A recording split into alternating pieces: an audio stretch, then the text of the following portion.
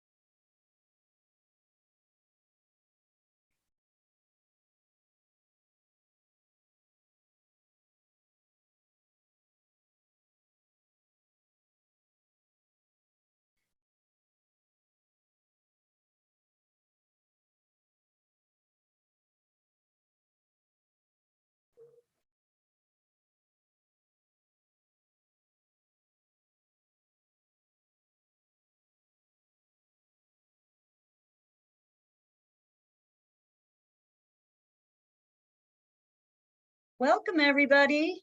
Hi, Sarah.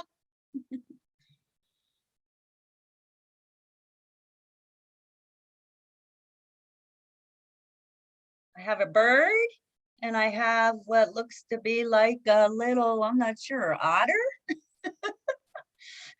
Hi, Sensei Sue. And Patty and Pam, welcome. Hi, Patty. Now I see Patty. And there's Pam. Hi, Pam.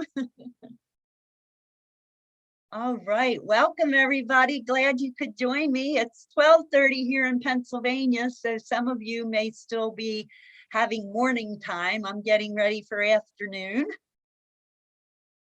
And we are being live streamed, so anyone watching us from live stream, welcome. I am going to start sharing my screen. You all should see the first slide, Introduction to Art Journaling, which is our class today. So let me know if you don't see that. And I am going to set up my gallery of people and smiling faces. Thank you for sharing faces. I like to see people's reactions, or I always say if they're jumping up and down. I will have my chat box open. I try to keep an eye on it. If you have questions, I don't mind if you unmute and then mute yourself after you ask me your question. That way you don't forget what you wanted to ask me and I can answer it right away during our process.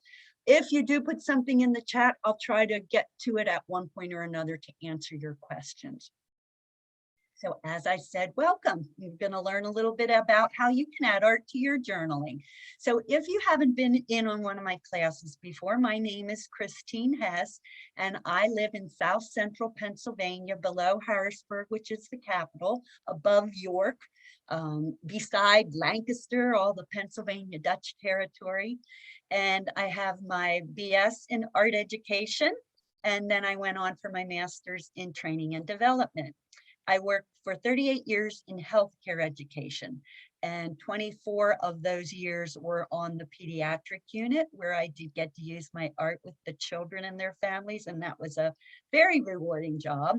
And then I went on to patient education director for the system.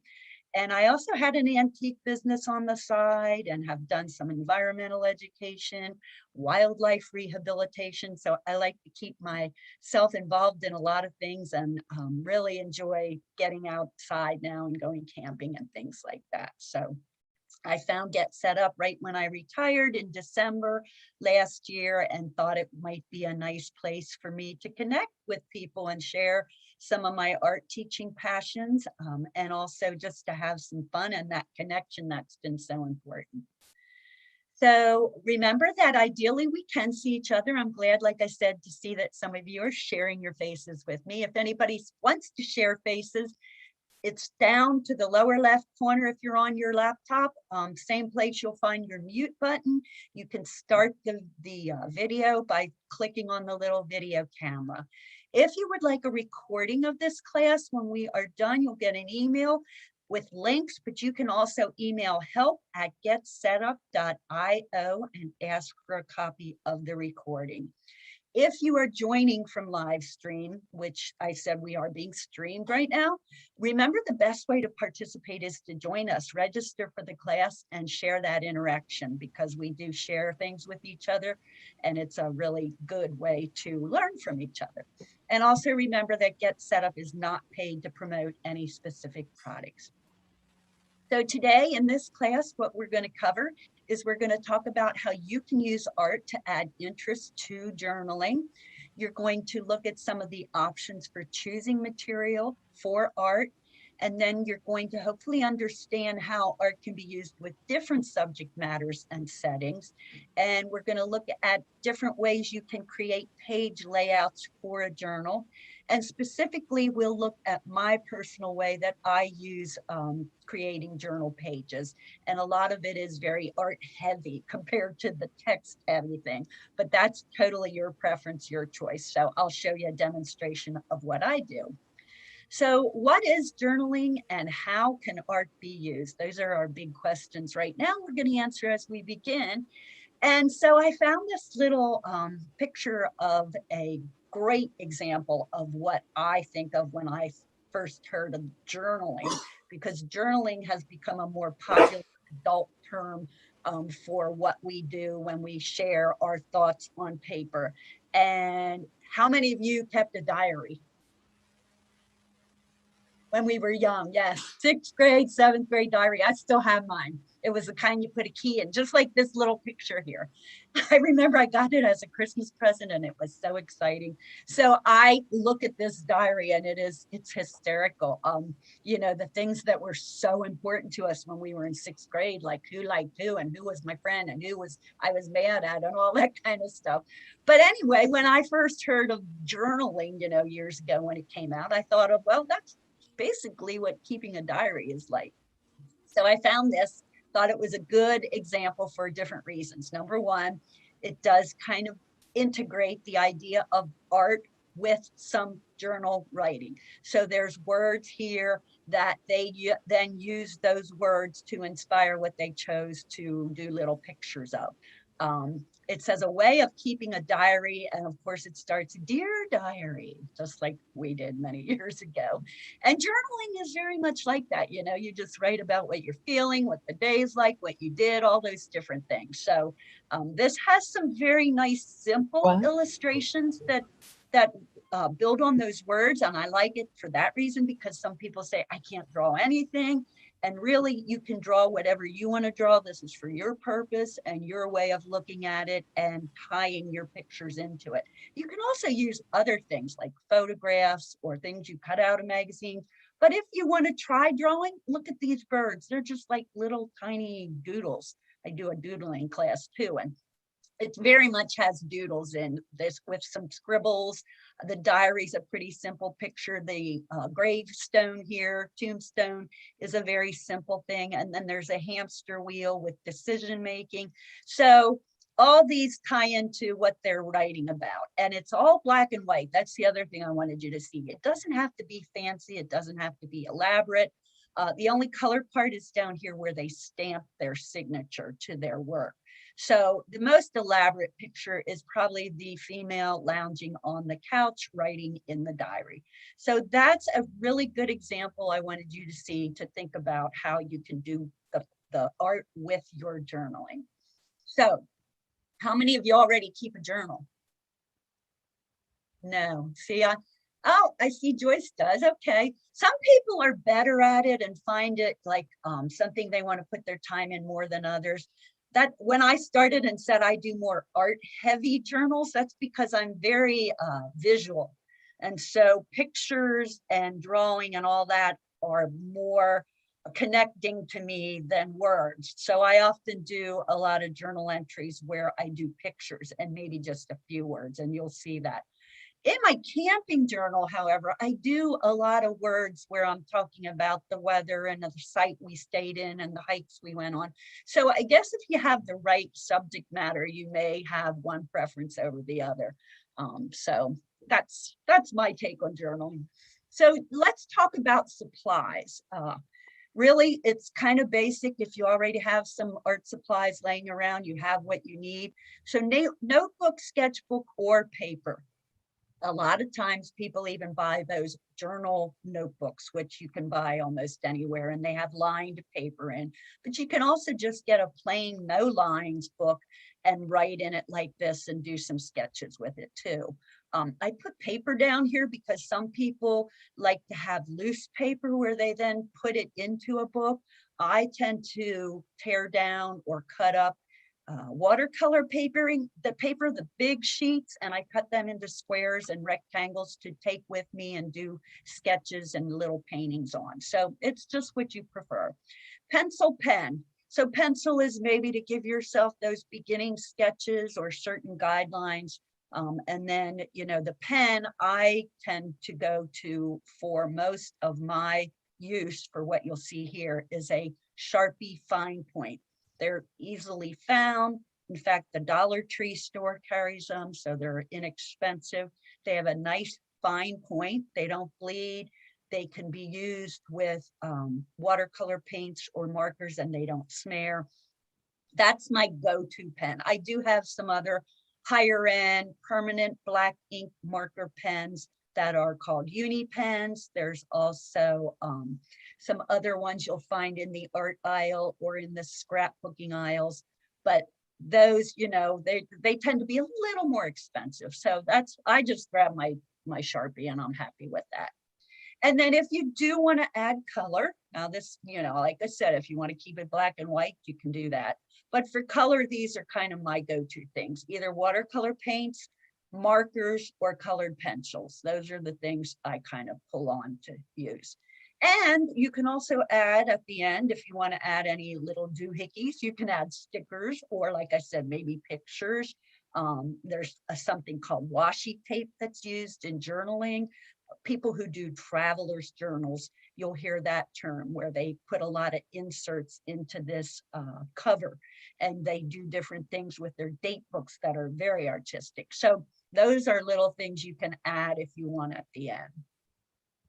So inspiration for me is probably going to be different than yours. Everybody has their own thing they like to do and what inspires them and what would tie into journaling. So the first picture here is camping. That is my number one go-to for getting away, relaxing, inspiring nature, all the things I can do and relax and have fun with. So this is a picture I found, not my camper, but actually we stayed in a campground with a site just like this.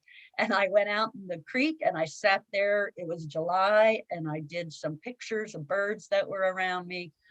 And then I usually come back and do the sketching at the picnic table. So that looks very similar to where you'd find me when I'm maybe doing some of my journaling with art. The bird is very representative of something that I love to do. I do a lot of art that involves birds, and this is a Baltimore Oriole.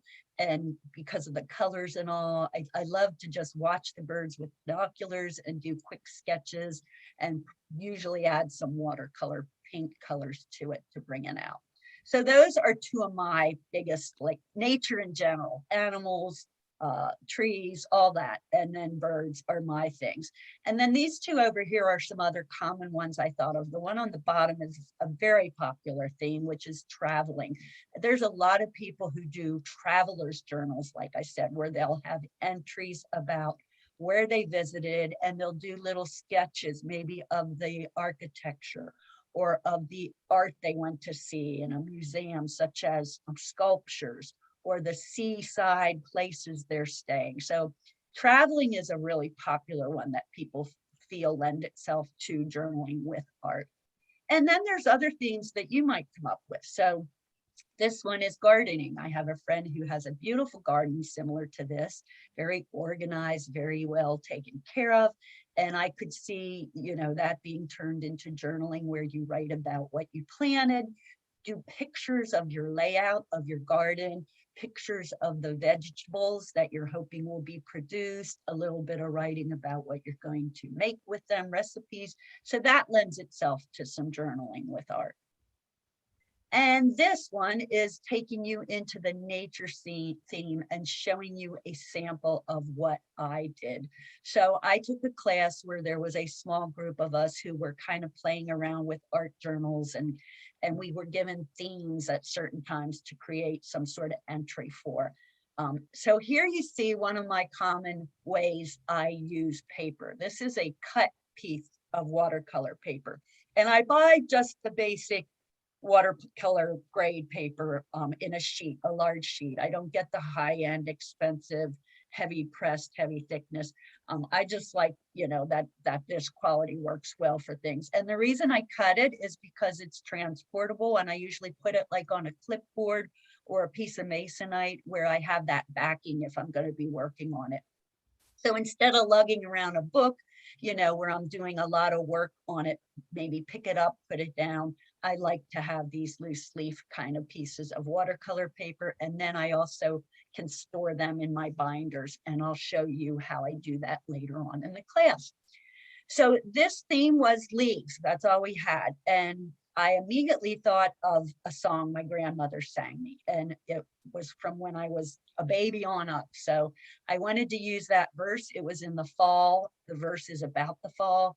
And I love how colorful the leaves are. So usually if we're camping, I'm gathering the leaves. I put them on the picnic tables. I take pictures of them. I just, it's a lot of inspiring colors there. So in this one, I just did a quick pencil sketch of the shapes of the leaves. I put a title to it. Sometimes I do, sometimes I don't. And then here's the verse. And sometimes I don't even have many words in it, but this one I wrote a verse. It says, "Come," said the leaves to the wind one day, "come over meadow and play with me. Put on your dresses of red and gold. Winter is coming and the days grow cold." And I can hear the song in my brain when I sing that. So sometimes songs, of course, have a very strong memory for us, but that's why I chose to put that with these leaves. And then I used watercolor and did some layers of colors, nothing too involved or time consuming. This was done pretty quickly, but that's one way of you being able to do art with some sort of journal entry, whether it's a little story you're writing or a poem, something like that you could incorporate. Any questions so far? Okay. So here's another one related to camping. Like I said, that's one of my favorite places to be. So I often do use my iPhone to take the pictures that just are so inspiring to me for whatever that is, like flowers. We were out hiking the other day, and well, actually that was just yesterday, I think. Wildflowers are just coming out in so many places right now in Pennsylvania. So I was taking a lot of pictures of wildflowers, and I could turn that into a journal entry, like spring in Pennsylvania, wildflowers. So I take the pictures because I'm not one who sits there and draws right in the wild like some people do, plein air art, where they're sitting and drawing and sketching what they see. I'm usually hiking or doing something. So to capture it, to remember it, I take a picture. So that's one thing I wanted to let you know. Often I'm taking pictures and using them for my reference. So this entry was done in 19 when we went camping to one of our favorite campgrounds where we go, and it's in an area called the Endless Mountains. That's just a whole area up in the northeastern part of Pennsylvania. It's beautiful. And so this is the camp store, and that's a carved bear hanging on the pole, which I love. I wish I could get one or carve one like it because it's so cute. And yes, there are real bears that visit too, but that's a cute carved one. And then this is my dog laying in her little lounger, which she loves. And just camping is wonderful for the dogs. They usually are sleeping and enjoying the smells and all that. So I did take a picture, but I did a quick sketch while she was laying there. And then this is a birdhouse, bird feeder type thing that I put on my picnic table, and I threw in some leaves here. So and the date, and then my little signature. So this is an example of very heavy art journaling. Each of these pictures in my mind tells me a story, and I can associate it with what, you know, I might have written about it. But it, to me, the picture brings out a story and a memory. And so that's why sometimes I just do an art page like this. So the process involved in this was some pencil lines for the boxes. I often give myself divisions of space. You'll see many other artists do it that way too, because it's almost like you're giving yourself paragraphs to write with your art instead of, you know, words. You're using pictures, and each one can be a different kind of theme, not theme, but part of the theme that you're writing about. So here's a title I used, and then I put the date in. So I did some pencil for all those basics, and then I got my Sharpie out, did the outlines, and then I got the watercolors out to put some color in here.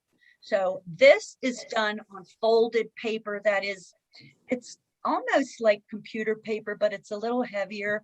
And I put them in this handmade little not binder, it's a folded vinyl journal type thing. And right here, you can see there's elastic that goes through these little riveted holes I made, and then it holds this paper. So I could take the whole thing with me, and I'll show you that when I show you my other book.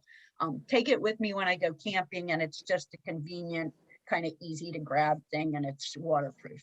So that's my little camping one as an example. Question? Okay. So here's one that not is, oh, Joyce, do you have a question? Go ahead. Do you have a question, Joyce? I saw maybe you wanted to say no. Okay. All right. So this isn't exactly my thing. I'm not a big food person. My husband does the garden. I have like a little teeny tiny herb section, but he does the big part of it. But I said I have a friend that does it, and I found these examples for if it inspires you, because some people do wonderful things with food and garden journals. This one is a theme of Christmas dinner. It's in a journal sketchbook thing with a binded middle here, and then it opens up flat like that. So it's heavy with the art, light with the words. What they did was say these are the parts of their Christmas dinner, and you can see it says tofu salad, roasted vegetables, borscht, spaghetti, chicken rice, roasted ham. So that's what they had at their meal. They did beautiful pictures with watercolor, and pen and ink is used in there too, and gave it a title. I didn't see it. Oh, over here's the date. Signature and date is over here. So that's another art heavy one. This one on this side is sort of similar to what I said you could do with the garden theme. And they put some words in here. It's very fuzzy, so you can't read them, and that's not that important, but you can tell just by the pictures what they're talking about. And I think they're talking about they planted these things, and they have the netting up over their crops, protected from insects. The birds come and will eat the berries. There's a vine growing here. And then they do a little bit with the leek rhubarb onion thing and plate, fork, knife. So probably what they're going to make with it. So this is a word kind of mixed with pictures, 50-50, I'd say. It's like half words, half pictures. So that gives you a little feel for that type of journal entry. Another theme, fun. Lots of people have fun in different ways. I mean, you know, if it's sports related, you could do sports related. I had, with that same class, the spur of party. That was what the idea was, to spur your creation. And because I live in farm territory here, a lot of the farmers turn their crops into pumpkins at the fall. And so I turned it into a pumpkin party theme. And again, I did the squares for some division. And usually I do that without really pre-planning what I'm putting there. I usually give myself one large one, and then medium, and a few small. That's just how I break it up for interest. I also sometimes ahead of time think about, am I going to put words or some sort of poem or story in here? So in this one and the camping one, I knew there was no writing going in there. There were just pictures. So it's kind of an upfront decision you make. The example I'm going to show you, I did choose that I'm going to put some words in there, so you'll see that. But in this one, just pictures. Title, yes, I made it a title, a little different than the others. And then I thought about what I wanted to do. I took a picture of the field of pumpkins with the scarecrow in. The most involved as far as layers and use of watercolor are probably the pumpkins down here. The gourds and then this little scarecrow thing are pretty simple. So again, it was some pencil for sketching, the black Sharpie fine point for the other little details. And then I filled in with watercolor for the colors. So again, I mean, this took some time, I don't know. And this page is about 5x7. So was the other one I showed you. They're not too large. 5x7 is my go-to size. I like that. Not too large as far as, 8x10 or 11x7, you're getting up there. That's going to take a lot more time. Unless I'm making it for a gift and giving it away, I want to do things that are just for me and have fun and then be done with it and move on to something else. So most of the time they're 5x7s. The one in the middle I picked, not mine, somebody else's work, but I picked it because you can see no drawing at all. So if you don't draw, there's lots of options for still adding art to your words. If you have stories, this is a quote, do not even be afraid to show your colors to the world. So they put many colors in here, and I'm pretty sure they use stamps, rubber stamps, and put color on it and just stamped all around it. So you can use stamps, you can use other cut pictures, you can use things from magazines, there's collage effects you can do. So you don't have to always do drawing, but don't be afraid to try drawing either, because I think, like I said, it's you connecting to your words and your drawing that you're doing this journaling for. So these are two other different type examples. The one up here, heavy with words, and I think it's date book fashion that they set it up with days of the week, and they're writing about something each day. And then these little tiny pictures you can't see, but a lot of them look to me like they're ripped out pieces of paper, maybe from some other sources, or they scribbled writing somewhere else and ripped it out. This might be a little sketch, or it could also be cut out of another source. And this is little washi tape, I think. If you don't never heard of washi tape, it's WASHI. It's very thin, decorative tape that you can easily just rip off, cut off, and tape on edges to give it a decorative finish. They use it a lot in journaling. Date journaling, traveler journals. If you look up all those things, you'll see that kind of thing.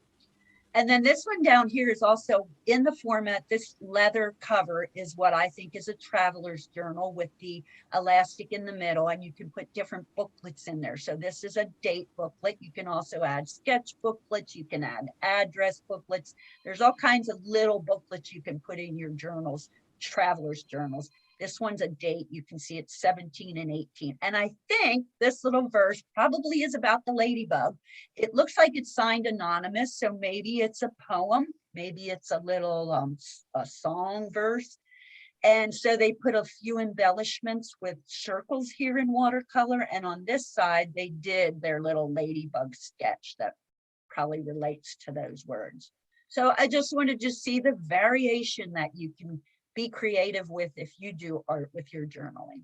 Questions for any of that before we talk about a walkthrough process that you can use? Well, I was just going to say, this seems to me like a much more manageable and meaningful version of a scrapbooking process. You It know? is kind of, yeah, it's sort of like, so I did scrapbooking Yeah. years. Yeah. Get very involved, and I did one Right. for my daughter for graduation, and that like really takes a lot of time. It And does. It's so overwhelming. yeah, it is sort of similar to that. And yes, it's more like a concise little snippet of a situation. And so in her journal, I'm trying to think, I mean, in her scrapbook thing, you use a lot of pictures, and then Right. you put embellishments and Right. stickers and maybe that kind of stuff around it. You're not really doing too much writing, though. You'll do phrases like, Mhm. graduation 2005 or whatever. So yeah, it's similar to that. I think scrapbooking was really heavily on the memory and the and the situational capturing of that. And I think the journaling, if you look at it a little bit differently with the creative and expressionism that you're giving it through your That's what I like. preferencing. And it's more flexible too, you Yeah, know, whatever yeah. you want to do. Yeah. Right. Okay. Any other questions or comments?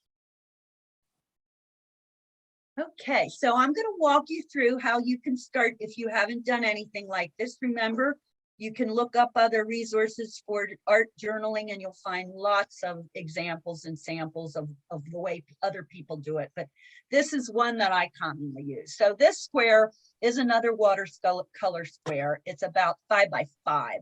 I usually do them 5 by 7 and then I end up with, you know, odd sizes left over from that larger piece. So I think this was a leftover one. So what I did was first think about my layout. How am I going to break this up so that I'm adding pictures, and am I going to add words? And as I told you, I came up with a theme. And for this one, I had been thinking about a hiking situation. So my husband and I do a lot of hikes. And here in Pennsylvania, we have gone to the Mason-Dixon Trail. But it's also funny that even when we're not planning on going there, we end up sometimes running into it. Even on the road, it hits a lot of roads. We'll be driving and there's the blue blazes, which mark the Mason-Dixon Trail. So that's just like a quirky, funny little story. And I thought, yeah, I'll write that into a little journal entry. So I did plan in this larger square to write a little paragraph about that theme. I did plan to put a title up here. I didn't really plan out what it was going to look like. I just said, I'm putting the title up here. And then I gave myself a place for 3 different pictures. Usually I do more pictures, but in this one, because I have this heavier text, it's just 3. And I did take some pictures many times while we were hiking on the trail that I knew I could look at and use. So then I think about, am I going to use just black and white and make it pen and ink, or am I going to add color? Almost always I do add color, and usually it's watercolor. But in this one, you'll see I chose to use colored pencil. So more than, and some magic marker, but that wasn't like right away what I thought of. That came later. But I always do try to think, if I'm going to make it black and white and only a pen and ink sketch, then that's a little different direction you take with how you're doing it than adding color to it. So you consider the layout, how your page is divided. Is there text with your pictures? Are you using color or not? And then is there going to be any other little embellishments you add at the end? So those are some of the thoughts you put into this.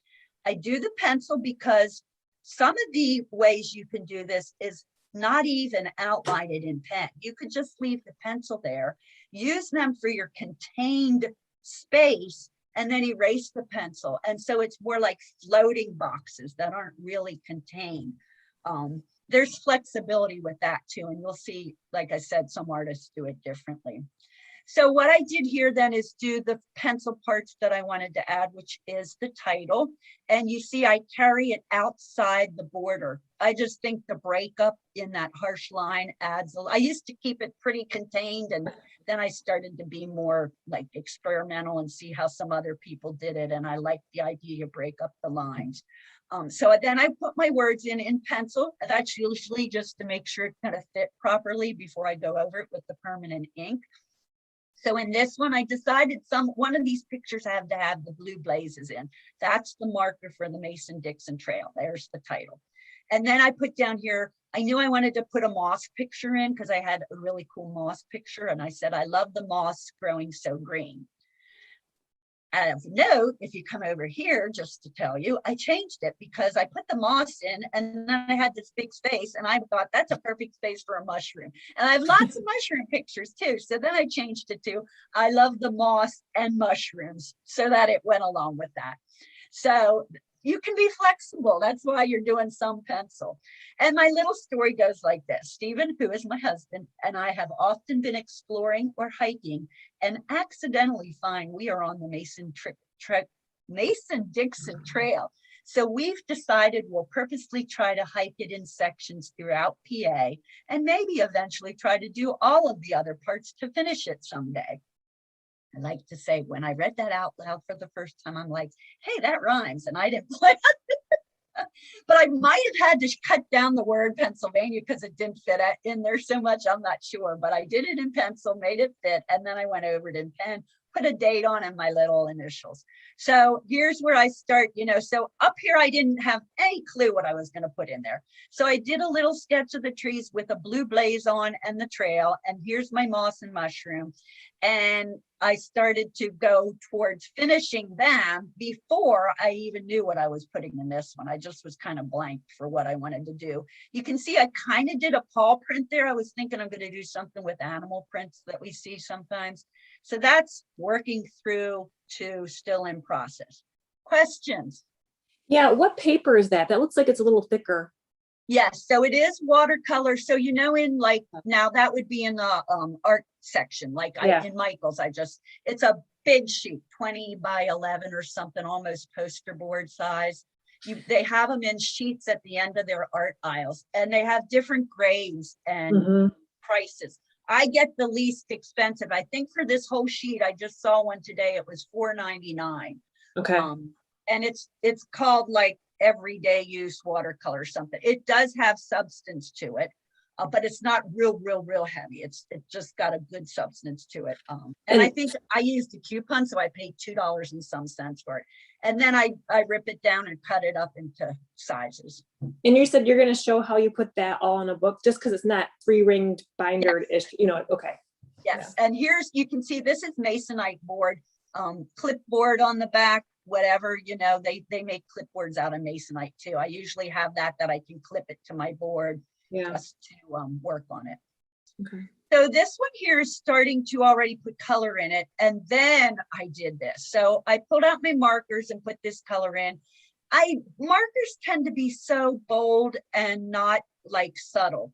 And I like to play with shading more. So I knew I would do a little marker, but then I wanted to do more colored pencil.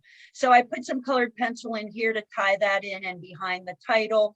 And I put colored pencil in behind where I wrote the little story. This is marker around the edge. And I put a few little scribbles in here with doodles of marker. And this was all colored pencil until I came over here. And then I added some marker on top of the colored pencil for some more definition.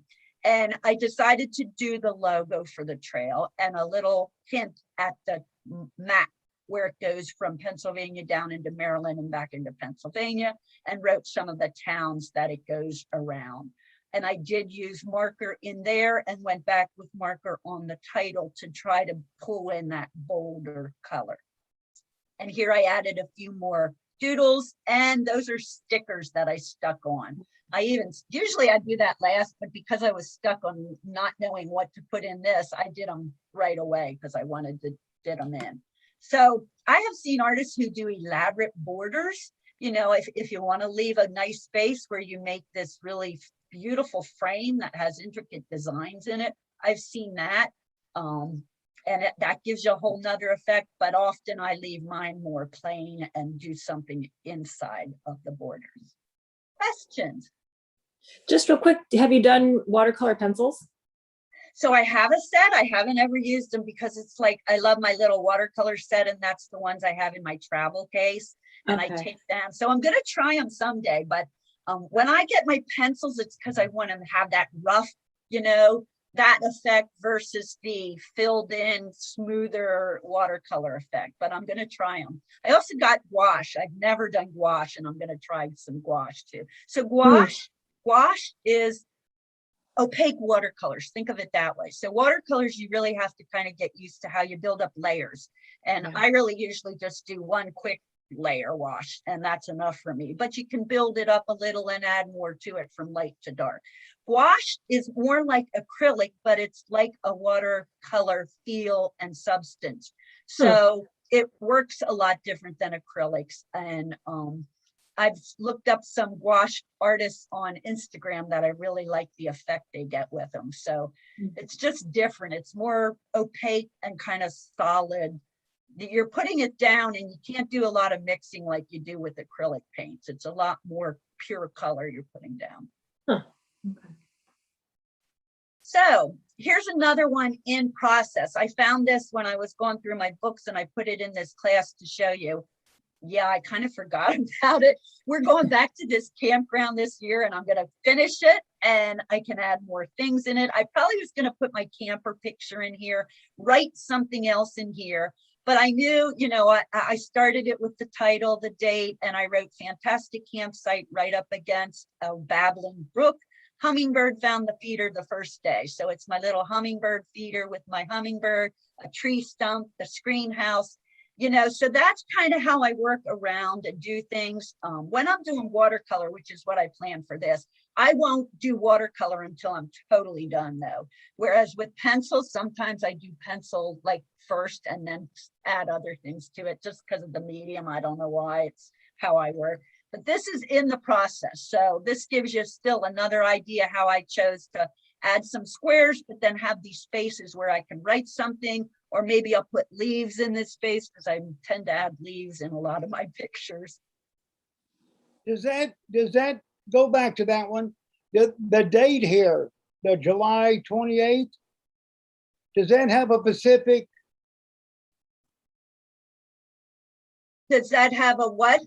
A specific reason? Oh, because that's when we were camping there. Well, guess what? My birthday is July 31st. Oh, well, then we were celebrating your birthday too. But Where, see, now no, this wasn't during COVID. Where was this at? So it's at Fowler's Hollow. It's a state park in Pennsylvania. And we're going back there for my birthday this year, which is in May. So I'll probably add another date here with May, whatever it is, and 2021. So I'll make it like a 2-part little journal entry. So yeah, I'm from Alaska. Huh? Yeah, I'm from Alaska. Oh, okay. Well, I'm sure you have beautiful places up there. You could work into journal Yeah, entries. if it would stop snowing, yeah. Yeah, otherwise your pictures will be all white, like a polar bear in a snowbank. Yep. So here's another little idea that I sometimes use. This is a very small sketchbook, 4x6, inexpensive. Got it at Walmart. I think it was $5. Spiral. But I like it because you can see right here is a perforated little line. I can rip these pictures out, and I often do. I give them away. I frame them and give them away. Or I could rip this out, glue it onto a larger piece of paper and write a little story or thought about it. So sometimes I do these quick little sketches that I then use for other things, add them to other pages. And I just put this down as an example of what I could write about. I think I got this off Wikipedia. It's called the Columbia Wrightsville Bridge. It's all concrete. It's known because of its architectural style, these arches and how wide it is. Susquehanna River is a very, very wide river. And it's just a beautiful bridge. So I did a little quick sketch with pencil, outlined in pen and ink, and then watercolor, real quick watercolor, put down title and date. And here's a little bit about it that you could put in there if you wanted to. So that's just to give you, some more ideas for what you could do with it. This on the left is my travel kit. It is a shower caddy bag. My husband got it for free in the mail with Sports Illustrated subscription. I opened it, saw it, and said, thank you very much. It's perfect for me. He doesn't even use a shower caddy bag. So I loved it because it has these long left and right packs of zippered pouches that I put my pens in, my colored pencils, any little brushes. Here's the tiny little 4x6 book that fits in here. You can see I have cut pieces of watercolor paper there with my little masonite board and a clip that I put them on. That all fits in there. This is a little salad dressing or condiment kind of container I got at the dollar store. That's where I put my water. This is another zippered pouch where I put in my erasers and a pencil sharpener. This little mixing pan was from the Dollar Tree store, and those are some clips. So those are like my easy to grab things. And this is the probably most expensive thing I've bought as far as art supplies go. And this was a few years ago. It is a koi watercolor set, K-O-I. And the reason I chose that is because I watched this journal artist through Instagram who did beautiful entries. always using her watercolor set, and it folds. So this is the mixing palette it comes with, but the lid folds. So it fits. It's like the size of this book. It fits right in here too. They're higher quality paints. I think it was a little over $20. I got it at Dick Blick, but I love it. And I, use that most of the time for my watercolors. You can use basic watercolor sets that are more found, in the basic kind of less expensive art supplies. But I like this. It's just really nice, higher quality paint. Questions about my supply bag. You can find those bags really easily in some of the places like Marshall's, TJ Maxx, Ross we have here, or thrift shops. I see them in thrift shops too. So that's a good source for shower bags. And it's waterproof. So when I zip it up, if I have it on my picnic table and it would rain, it won't get wet. That's really That's clever. why I have the papers in a baggie too. Yeah. So this is an artist I like, Jean McKay. You can see she does that similar boxy style. Hers, sometimes she breaks through. In fact, she's the one probably inspired me to be more, loose with things. And I like her style. So she does do some writing in there. There's a quote.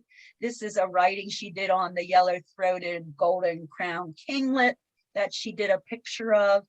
She was at Audubon Camp on Hog Island in 2016 of January. Here's some eggs and the moth that probably was in the study, the area they were doing, an oyster shell, puffins, the island, a little scenery. So yes, her art's beautiful. It's not that, high end, but I will say it's beautifully done. But some people think I can't do that. So you can see the puffins are pretty simple shapes, and the island and the oyster shell and the eggs. So her bird's probably the most intricately done with watercolor. And yes, I think she used pen and ink first and then did her color in there.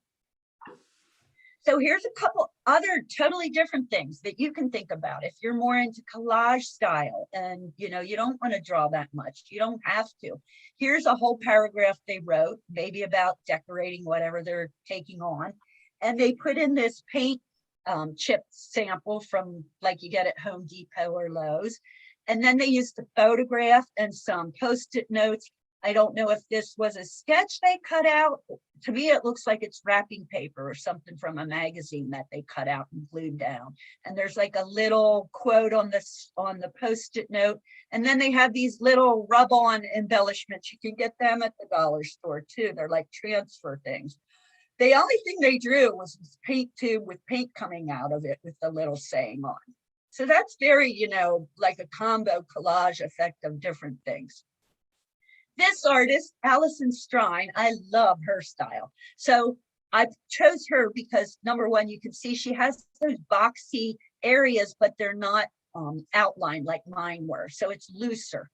Some of them she colors solidly before she puts the print on top of. Some of them, here's an outline one, but most of them are pretty loose. The other reason I like it is because I strive to be more like just free and loose with my art, not perfect. And she has her own style where she does all these dog breeds, writes about them, titles it, writes interesting stuff to know about them, and does their picture in the middle. And her style is very primitive, more simplistic, more childlike. Even her writing, her way she does the lettering. So I like to see fine artists can have things more simply done, and it's a very attractive way to see things. So this is her website. I will send you all these other references and links when I send you an email at the end. But I thought I'd show you some of her other work. So there's the Welsh Corgi she wrote about and the Chihuahua. There's a Siberian Husky. So she just does some really nice creative kinds of things with her art journaling that she does. And here on the other end is somebody very more particular and ornate and involved with her drawings. This looks like she's done a lot with colored pencil to me. There's some things like the leaves have some watercolor in, so maybe she used those pencils you can then turn into watercolor. But she does a lot of little entries on what she's observing as far as animals or birds go. And then these pages I think are larger, like 8 by 10. She makes the lettering a little more fancy where the title part is. She does put a date on here, but her animals and drawings are very well, taken care of as far as giving detail to them with her pencil she's doing. So that's another way. You may want to spend a lot of time on yours and put more details into it. Questions? Okay, so let's look at the, before I wrap it up with all the summary, I'm going to go to the resources that we can look at. So Pinterest is one of the places that I save a lot of like inspirations for me or references. I have a Pinterest account, and on Pinterest, it's almost like a bulletin board or file box where you save things that you want to go back to and see and use. So I save instructions and directions for things, but I also save art inspiration things. So here you'll see I do have one on nature journaling because I save things from other artists to see how they do it to inspire me and give me different ideas. Here's one that's kind of loose, with some leaves and some words. But then you also have some like this one here. It's almost like a storyline where there's some boxes, but then a larger picture with just a very few words, and they're another language. So that's a different style. And here's one. So there's the one I showed you of Deborah McKay. This one here is Leslie Failing. I follow her, and she does, very cool little boxy things, but tells a story the way they're connected and timeline. And it has a meaning to her about how they visited this place and what she did with her art to kind of highlight that. Let me see if I can find another one. So here's another one that's kind of unique and different too. No boxes, but separated spaces with pictures and words, kind of journaling entries with what was going on and what was happening, very loose. So those are some Pinterest examples. If you look up on Pinterest art journaling, you'll find a lot of things. If you look up on Google art journal ideas, you can come up with things there to inspire you. I go to images because I told you I'm visual. So you could also go to the words and find blogs that write about them. But I just like to look at all the pictures of different things that people do. And in here, you'll find things like the more abstract collage way some people do them. Sometimes they do lots and lots of words with all kinds of graphic elements to it, not so much fine art. So Google is another place where you can find that. And then here's 3 different blogs I'm going to send you links to, just because they each were different and they each had to do with doing some nature journals and adding art to your journaling that you do. So this one was very much about nature journaling.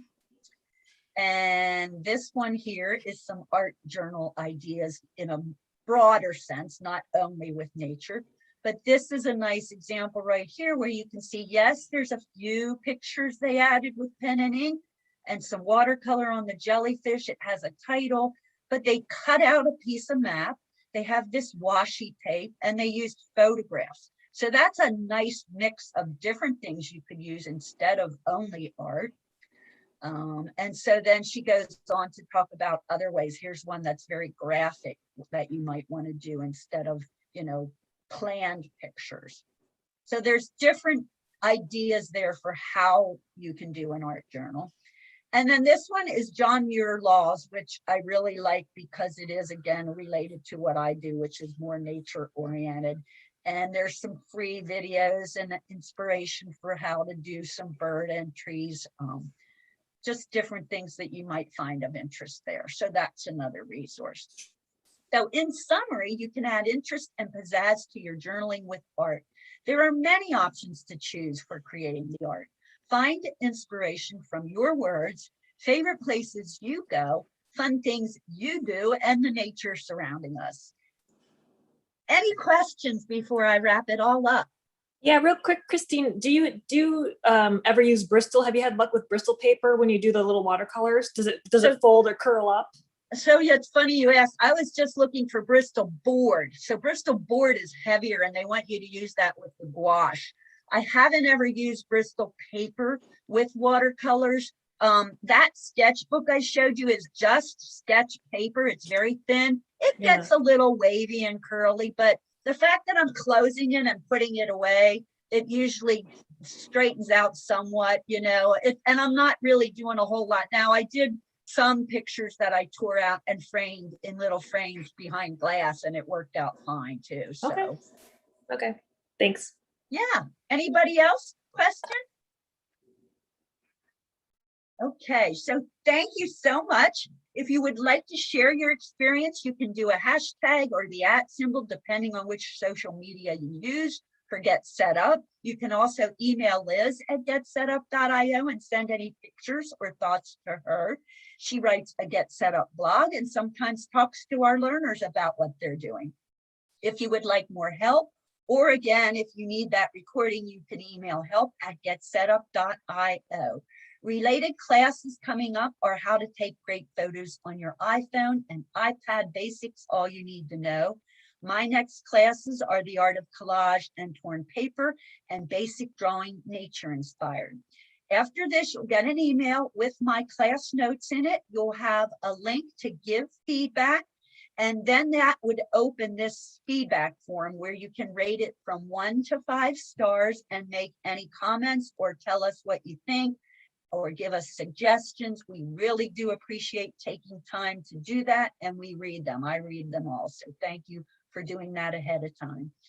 If you would like to invite a friend, you'll also get links in your email that you can tell your friends about the class, whether it's on your iPhone or smartphone or in your email. And remember, the Get Set Up community is growing each week. If you would like to suggest a new class or host an interest group, you can do that. You can share your organization because we are partnering with more and more community groups all the time. And again, you could request a recording session if you needed that. So is there anybody who needs any help with the Get Set Up website before? Let me see if I can get back there. Oh, here we go. With this website and getting classes. I'll show you one of the nice features that I like on our, we've been up with this platform now about a month. There's streaming on here and all, but I like the search box because if you type in there, say you're looking for the drawing class, all you have to do is type a word and it brings up different classes that have that in it or are related to it. So if you pick the basic drawing nature inspired class I talk about, you can go to about the guide and then you can look at other classes. So that is good for any class you take, any teacher.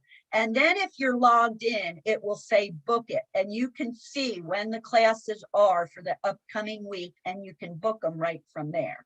So that's a nice feature. If you see that it isn't yet offered, it would say notify me. That's a good thing to click on too, because the more people they get saying they want the class, then they'll start to offer it on the schedule. So those are just some nice things to know about the Get Set Up website and how those options are there if you look up a class. Any other questions? All right. Well, thank you so much, everybody, for coming. Enjoy the rest of your day. I'm glad you came and shared your hour with me. Take care, everybody.